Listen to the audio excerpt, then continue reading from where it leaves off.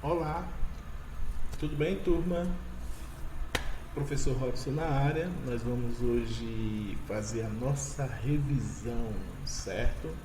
Estamos aí, né, à véspera de fazer nossas atividades, então vamos fazer uma revisão bem rapidinha sobre os temas. Vamos procurar agora ver o tema espaço urbano e os problemas habitacionais no Brasil e a luta por moradia. Eu preferi colocar os slides bem cheios para a gente poder memorizar, relembrar tudo que foi explicado nas aulas, né? Para ver se vocês conseguem ter uma visão mais ampla, né? E memorizar melhor, certo? Os slides vão estar bem carregados, que é para a gente relembrar o que foi dito na aula. Vamos lá. Primeiro de tudo é a definição, né, do que é o espaço urbano. Né? É a cidade. A cidade é um lugar onde diversas classes sociais vivem, né? Como a gente viu, né? Envolvendo crenças, valores e mitos.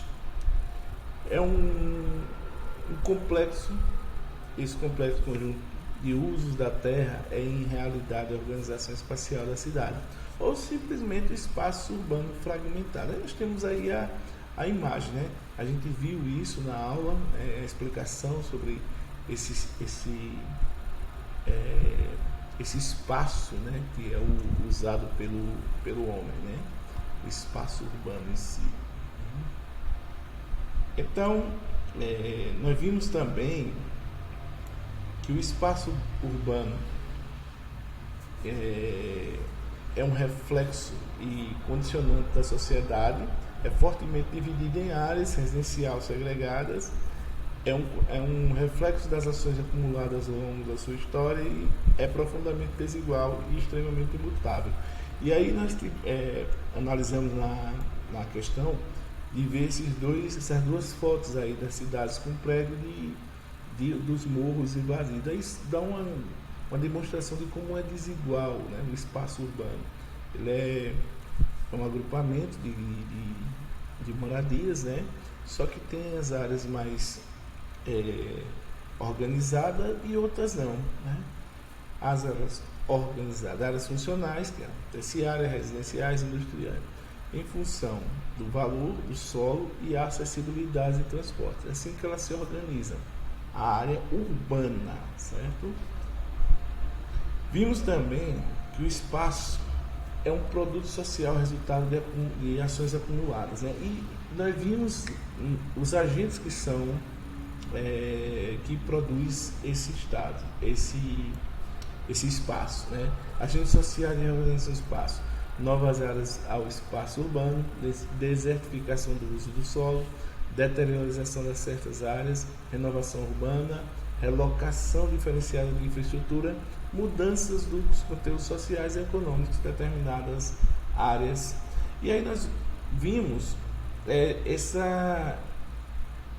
esse esquemazinho aqui que falou sobre quem são os agentes, aqueles agentes que vão produzir o espaço, né? Aqui no meio ele vai dizer, quem produz o espaço, ele dá uma sequência, né? Os proprietários dos meios de produção, os proprietários fundiários, os promotores imobiliários, o Estado e os grupos sociais excluídos. E ele vai dar o detalhe de cada um, como cada um vai produzir o espaço, né? O Estado através da implantação de serviço, vamos botar assim bem resumido, né? Os proprietários fundiários são os donos da terra, né? Aqueles que têm as terras, que vão trabalhar nela, né? Influenciar, alterar o crescimento da cidade, tudo eles vão. Então, os proprietários dos meios de produção são os grandes consumidores do espaço, né? Que modelam a cidade, esperam e operam decisivamente na localização de outras terras. E os promotores imobiliários, que eles vão fazer especulação imobiliária, construção, comercialização no final do solo, além de construtores imobiliários, e grandes bancos do Estado também atuam como promotores dele. Então, aí é meio que um esqueminha para vocês entenderem quem produz o espaço urbano. Todos esses, o Estado, os proprietários fundiários, promotores imobiliários e proprietários dos meios de produção, certo?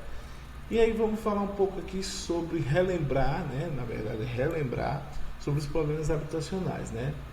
No mundo atual, mais da metade da população mundial vive em cidades, espaço urbano, segundo dados da Organização Nacional, né? Esses dados de 2010. O espaço urbano proporcionaram às pessoas uma série de serviços e condições. Então, quando o homem saiu do campo, ele veio em busca de quê?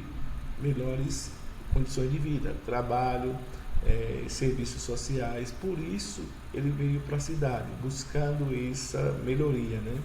E o que é que aconteceu aí?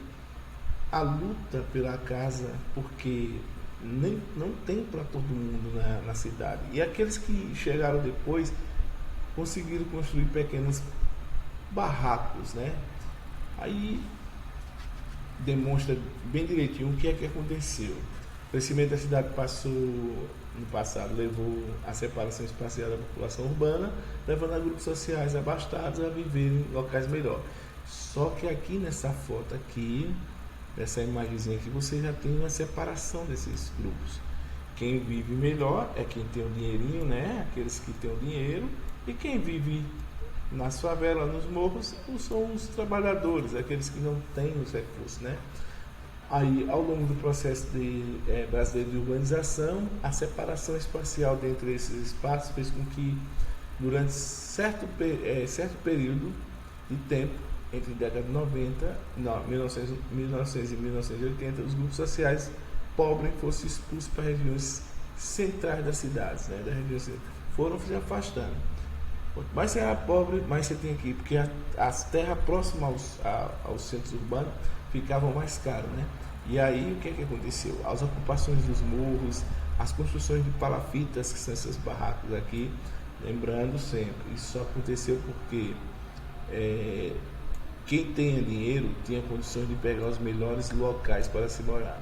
E aqueles que não tinham, sobrava só as invasões dos morros, as palafitas, né?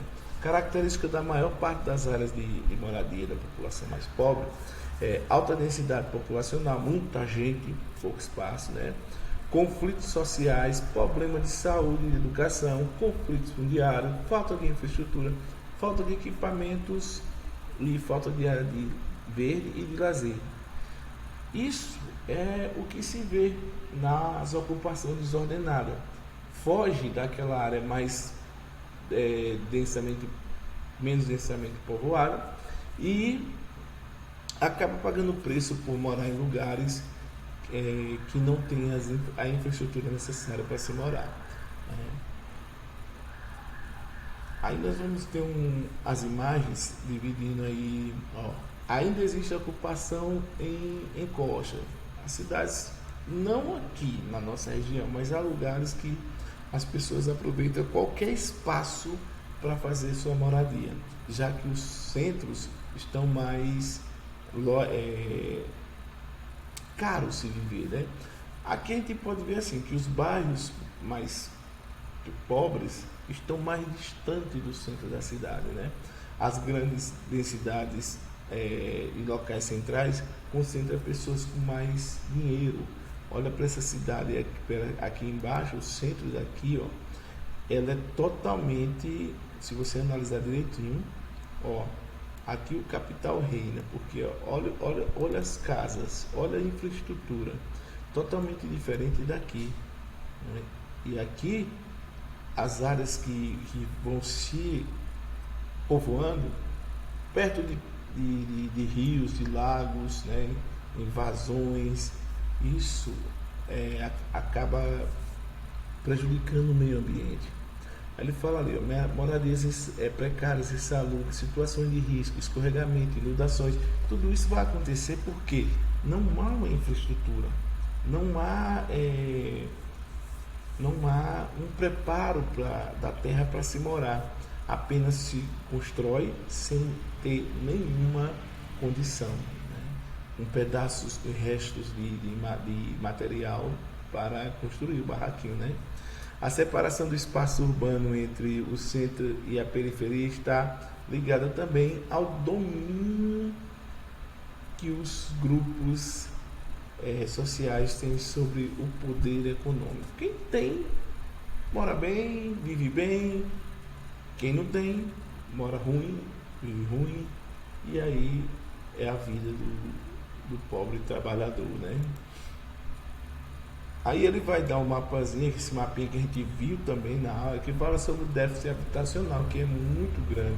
Mesmo com os projetos sociais, né, as cidades estão com uma população muito grande, né, e acaba fazendo com que aquele que não tem condições de viver, de comprar um terreno, de construir uma casa, quando não tem condições de invadir ou de morar em lugares insalubres, eles ficam na dependência desses programas sociais. Mas o déficit ainda no Brasil é muito alto, né? Ele fala aí em torno de 5,8 milhões de UH, 92 para famílias, até 1.200. A gente vê isso aí nos números, que isso aí estão lá para 2023, a necessidade futura de 27 milhões de moradias para serem construídas. Mas a população cresce, né? E dificulta mais ainda esse processo. Felizmente. Bom, o direito à cidade, uma luta de longa data, né? A gente viu que os modelos de desenvolvimento econômico e social, processo de urbanização acelerada no país, sem políticas adequadas para enfrentar essa situação. Ali fala, historicamente, a falta de alternativas habitacionais geradas por fatores como intenso processo de urbanização, baixa renda das famílias, apropriação especulativa da terra, urbanização e inadequação das políticas de habitação, levou um contingente significativo da população a viver em assentamentos, né? Tudo que a gente estudou fala sobre a falta de um projeto, a falta de desenvolvimento social para trabalhar com as pessoas que não têm condições de possuir, de comprar terra. E algumas ficam à margem da lei, à margem da sociedade, vão morar nas ruas, vão fazer pequenos barracos embaixo da ponte, embaixo de viadutos, né? Entretanto, a cidade é adutora de movimentos, ações técnicas, políticas e resiste que reage às situações colocadas, indicando e propondo novos caminhos para a construção de cidades mais justas e mais bonitas. A luta pelo direito da moradia e a cidade inclui o direito à infraestrutura, aos serviços e oportunidades. Muito embora, quando a cidade hoje faz um novo bairro, é sempre mais distante do centro. E aí vem a precarização do serviço de transporte, né? E isso tudo dificulta quem mora longe. A infraestrutura não é adequada para quem está morando em bairros mais distantes dos centros, né? Bom, ele fala aqui, ó, a gente também viu na aula que a gente teve, a moradia do trabalhador durante muitos anos não fez parte da pauta do poder público. Faz, mas mesmo assim é pouco, muito pouco. Aí ainda a resistência, a luta dos moradores e trabalhadores tem mudado o rumo da história. Quando se vai à luta, sem terra, sem teto, eles vão atrás, principalmente sem teto, que é os que vão em busca de moradia, né? E aí você tem um esqueminha aí do problema habitacional, né? A dimensão dos problemas urbanos no Brasil tem a questão habitacional como o componente essencial de atuação do Estado brasileiro. Vocês têm que lembrar tudo que a gente estudou sobre a urbanização, o processo que aconteceu e a industrialização, que acelerou a saída do pessoal da zona rural para vir para o centro e que acarretou o crescimento desordenado da cidade e a falta de moradia para o povo que veio, principalmente de lugares mais distantes, né? Os principais problemas de moradia, ele fala aqui de inadequadas, né, lugares que eles constroem que não deveria ser construído e o poder público não controla isso, né? Falta de por que essa situação tem essa dimensão? De quem é o problema? o que é moradia digna, o que é direito, acesso, a situação ambiental, social, que tem a ver, está tudo igual. Então, principalmente a falta de moradia vai comprometer o meio ambiente à medida que há invasões de áreas de preservação, né? A destruição da mata, a destruição de mananciais, a contaminação do solo e da água devido a não ter saneamento, né? Isso, a falta de moradia nas cidades ocasionam essas invasões de terra que acabam comprometendo o meio ambiente. Aí tem um esquema que a gente viu na aula também, que fala sobre a densidade populacional elevada, são as questões habitacionais contraditórias, né? Luta social por moradia, reprodução do mercado imobiliário. Uns têm dinheiro para buscar essa reprodução do mercado imobiliário e outros estão lutando para ter direito pelo menos a sua casinha para morar, né? Aí no fim ele mostra, a gente estudou esse gráfico, né, que falou sobre a população urbana e a rural, como foi modificando, né? Primeiro a rural era maior, o Brasil era um país rural, e com o passar dos anos, até 2050, né, a gente vai ter uma população bem mais urbana, as cidades vão ficar muito cheias, e aí a miséria, as construções de casas irregulares vão acontecer mais ainda, como a gente estudou e vimos esses gráficos e as fotos também que nos mostram que o futuro só tende a piorar se não houver um tratamento mais justo, se não houver mudanças políticas sociais e uma distribuição de renda e de terra melhor. Então, fica aqui a nossa aula hoje, a nossa aula de revisão, teremos outra, né, para complemento, e espero vocês na próxima aula, viu?